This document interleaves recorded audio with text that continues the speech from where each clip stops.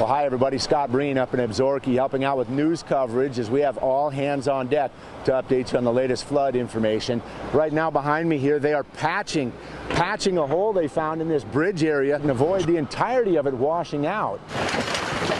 Now literally just a few feet away, this is a home that Cole Derringer rents as the bank hour by hour continues to erode.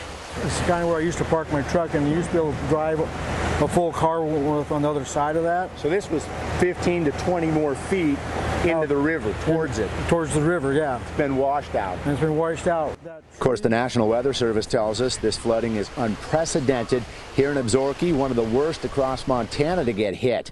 What you're looking at now is drone video over the area showing massive flooding and some homes even submerged. And of course, the rushing river has washed out other bridges and highways here within the area. Now, heading into the weekend just a few days ago, this right here literally was a garage. Yeah, I had an ATV in there, so it's like, I don't know where it's at now. There used to be a power pole, probably about 5-10 feet into the river. That was like one of the first things to go. And again, as I mentioned before, it is literally hour to hour on which spots are receiving immediate attention in this area. In Absarokee, on the Stillwater River, Scott Breen, MTN News.